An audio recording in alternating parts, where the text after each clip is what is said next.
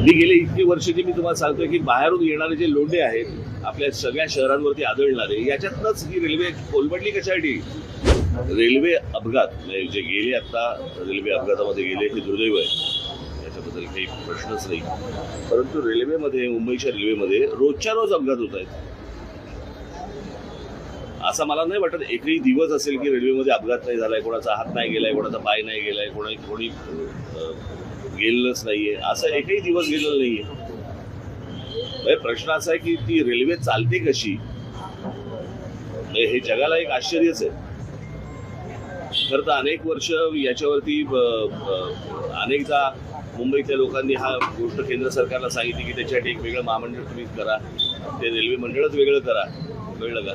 अजूनही काही होत नाहीये त्या सगळ्या गोष्टींसाठी. आणि रेल्वे मुळात एक गोष्ट आपण बघितली पाहिजे याच्यातनं की या शहरांचं, सगळ्याच आपल्या शहरांचं काय झालंय.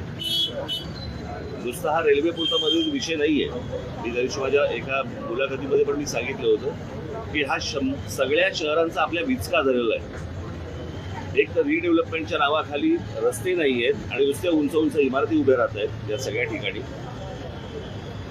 आणि रस्ते नसल्यामुळे पार्किंगची व्यवस्था नाही, पार्किंगची व्यवस्था नाही म्हणून ट्रॅफिक अडला जातो.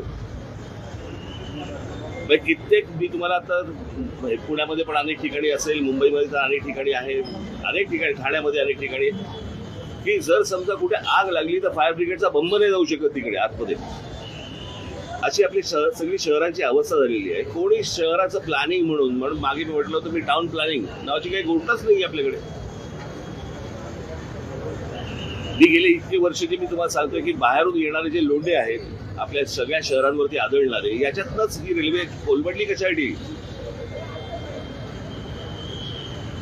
रेल्वेचा बोजवारा उडालेला आहे, सगळ्या अख्ख्या ट्रॅफिकचा बोजवारा उडालेला आहे. लोकांना चालायला फुटपाथ नाहीयेत, ट्रॅफिकसाठी वाहनांसाठी रस्ते नाहीयेत, कोण येतंय कोण जातंय माहिती नाहीये. नुसते तुम्हाला मेट्रो आणि त्या काय ते तुमचे बाकीच्या सगळ्या सोयी सुविधा करतात ना, ते काय मेट्रो आणि काय करतात ते मोनोरेल, ह्याने प्रश्न नाही सुटणार.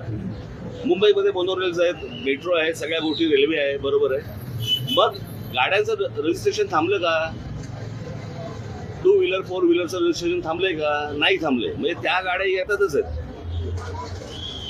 मग ही नक्की मेट्रो कोण वापरतंय, मोनोरेल कोण वापरतंय, कोण काय करतंय, काही कोणी पाहायला तयार नाहीये. सगळेजण फक्त आपले निवडणुका आणि बस प्रचार आणि सगळ्या याच्यातच सगळे गुंतलेले आहेत. शहरं म्हणून ह्याच्याकडे बघायला कोणी तयार नाही. आणि शहरात